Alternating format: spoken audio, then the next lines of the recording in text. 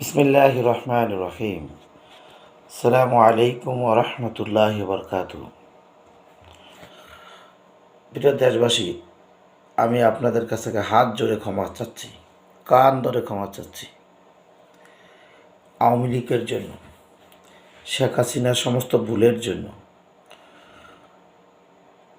বিপদের বন্ধুই প্রকৃত বন্ধু। শেখ হাসিনাকে আমি আত্মার মা বলেছি, কিন্তু শেখ হাসিনা ক্ষমতা থেকে আত্মহমিকায়, আত্মতুষ্টিতে বঙ্গবন্ধুর কন্যা, এই সমস্ত আত্মতৃপ্তির কারণে তার ভিতরে কিছু খারাপ অশুভ শক্তি ভর করেছিল।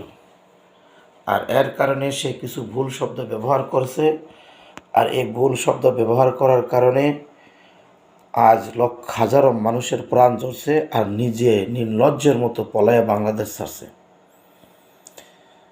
তো তার শাস্তি তো সে পেয়েই গেল। এখন কথা হলো যে আমরা যারা আওয়ামী লীগকে সমর্থন ছিলাম, কর্মী ছিলাম, শোনেন, এই যে আমি আওয়ামী লীগ করি, আমার আসলে কেউ আওয়ামী লীগ চিনিই না। আমি 2015 সালে বাংলাদেশ মুক্তিযোদ্ধা প্রজন্ম লীগ নামে একটা অঙ্গ সংগঠন নতুন হয়েছিল, ঢাকা মহানগর উত্তরে সেক্রেটারি ছিলাম। ওই কোনো একটা গ্রুপের, দুই গ্রুপের এক গ্রুপের। তো এরা আমাকে রাজাকার তকমা দিয়েছিল। আমি ইসলাম মাইন্ডেড, আল্লাহকে বিশ্বাস করি, আমি ধর্মকে বিলং করি। তো এদের ভিতরে কিছু লোক আমার গায়ে হাত তুলেছিল। তারপরে আমি ওই দল থেকে পদত্যাগ করে মালয়েশিয়া চলে যাই। তো আল্লাহর কাছে বলছিলাম যে আল্লাহ, যদি কোনো দিন সুযোগ দাও, অন্তিমকালে আওয়ামী লীগের সংগঠনের হয়ে দাঁড়িয়ে কথা বলবো। আমি ছোট মানুষ, আমার বিটু কেউ দেখেও না, কিন্তু এইটাই সত্য যে গতকালকে থেকে এই পর্যন্ত যাই দুই একটা কথা বলতেছি আওয়ামী লীগের হয়ে আমি বলতেছি, এবং বলেই যাব ইনশাআল্লাহ। এবং আপনাদেরকে বলি, আমি আওয়ামী লীগের জন্য আমার জীবনের পুরোটা বিসর্জন দেব। ওই আওয়ামী লীগের জন্য যে আওয়ামী লীগ মুসলমানের আওয়ামী লীগ।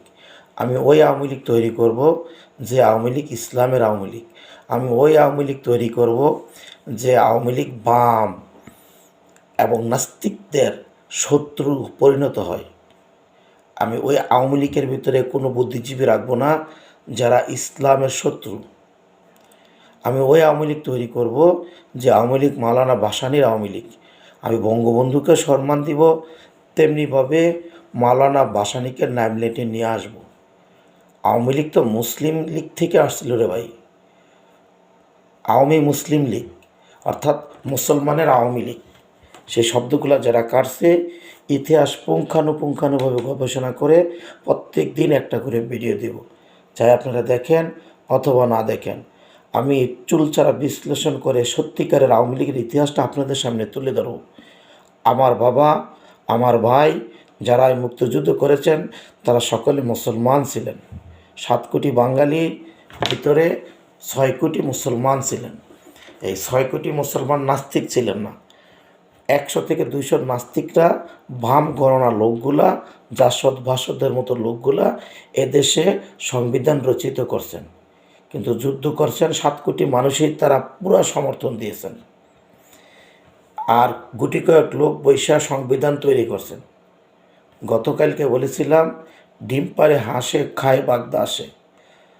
তো ওই সঠিক জিনিসগুলোকে ঢেকে রাখেছিলেন যারাই বাংলাদেশের সংবিধান তৈরি করেছিলেন, তারাই সেখানে মুসলমানের মৌলিক অধিকারগুলোকে তুলে ধরেন নাই। যার জন্য মুসলমানরা তার হৃদয়ের ভিতরে পুঞ্জীভূত ক্ষোভ 75-এ দেখাইছেন, তাদের হৃদয়ের পুঞ্জীভূত ক্ষোভ 2024-এ দেখাইছেন। এটা হইতে দেওয়া যায় না। যেমনিভাবে আওয়ামী লীগকে বাংলার ইতিহাস থেকে মুছে দেওয়া যায় না, তেমনিভাবে বাংলার মুসলমানকেও বাংলার ইতিহাস থেকে মুছে দেওয়া যাবে না। ডিভাইডেড বাঙালি জাতিকে করা যাবে না। যেমনিভাবে বাঙালিদেরকে শুধু খালি রাজাকার, আলসামস, আলবদর বলে পৃথক করা যাবে না, তেমনিভাবে আওয়ামী লীগ বলে গালিও দেওয়া যাবে না। আওয়ামী লীগ ওই একটা দল, সব কিছু ছাপায়া বাংলার স্বাধীনতাকে প্রতিষ্ঠা করেছিলেন। পাকিস্তানি এমন এক অথর্ব জাতি, যাদের কাছ থেকে আমাদের স্বাধীনতা হওয়াটা অত্যন্ত জরুরি ছিল। তেমনিভাবে ইন্ডিয়া আমাদেরকে সমর্থন দিয়েছিল, এটাও শর্ত। কিন্তু ইন্ডিয়ার হীন চরিত্র আমরা স্বাধীনতার পরপর ফুটে উঠছে, এটা আমরা বুঝতে পেরেছি। তারা আমাদেরকে ফরাক্কাবাদ থেকে শুরু করে তিস্তা প্রকল্প প্রত্যেকটা জায়গায় আমাদেরকে তারা মারছে এবং আমাদের দেশের বাণিজ্যকে তারা নিয়ন্ত্রণ করছে। তো ফলে এগুলা করুণ ইতিহাস, এগুলা চুলচারা বিশ্লেষণ করে সামনে আগাবো এবং এইরকম একটা আওয়ামী লীগ তৈরি করব যারা মুসলমান, যারা বাঙালি, যারা স্বাধীনতার কথা বলে, ইসলামের কথা বলে এবং অন্য ধর্মকে সম্মান করে, প্রত্যেকটা ধর্মকে সম্মান করে। আমরা অসাম্প্রদায়িকতাকে বলতে এইটাই বুঝি যে প্রত্যেকটা ধর্মকে আমি সম্মান করব।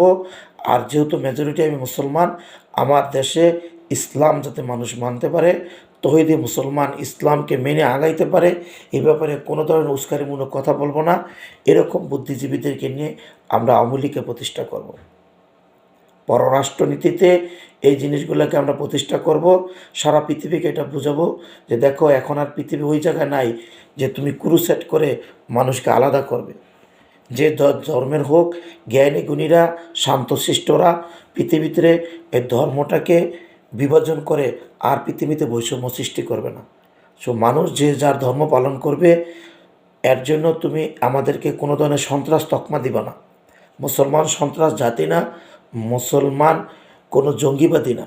হলুদ মিডিয়াদেরকে প্রশিক্ষণ দিব যে তোমরা কোন কথা বললে জাতির উপকার হবে, কোন কথা বললে জাতিকে নিয়ে মানুষ তামসা করবে, এদেরকে প্রশিক্ষণ দেব। চুলচারা বিশ্লেষণ করে আবার আওয়ামী লীগকে ইনশাল্লাহ প্রতিষ্ঠা করব। আর আমি অবশ্যই সম্মান জানাই কোটা আন্দোলন যারা করছেন তাদেরকে সম্মান জানাই। যেহেতু মুসলমানের দেশ, আপনারা বঙ্গবন্ধুর মূর্তিকে ভাঙছেন, অত্যন্ত ভালো কাজ করছেন, এটা করছেন তো বঙ্গবন্ধুর আত্মা শান্তি পাবে। মুসলমান কখনো মূর্তি পূজা করতে পারে না, কিন্তু তার অর্থ এই না যে বঙ্গবন্ধু আমাদের হৃদয় থেকে চলে গিয়েছেন। এরা ভুল করতেন। শেখ পরিবারের যে ছেলেগুলো আছে, জয় বলে আমার মা আর কোনো দিন রাজনীতি করবে না।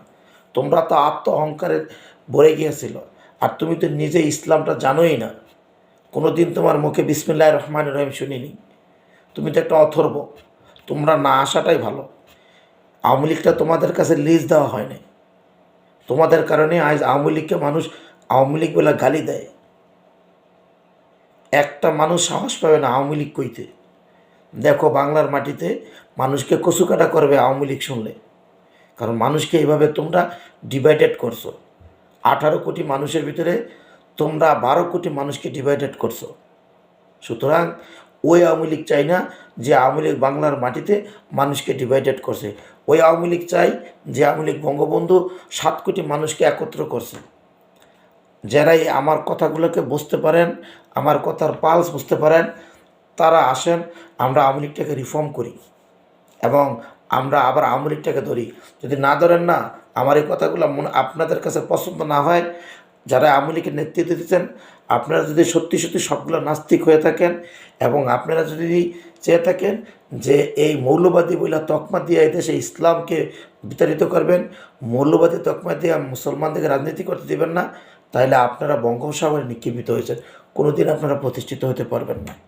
আর আমার এই কথাগুলো যদি আওয়ামী লীগের লোকজন বোঝেন, তবে আসেন আমরা আবার দলটাকে দাঁড়া করাই। তবে ক্ষমতা আইতে আরও 50 বছর লাগবে, এটাও মনে রাখেন। সালামু আলাইকুম রহমতুল্লাহ।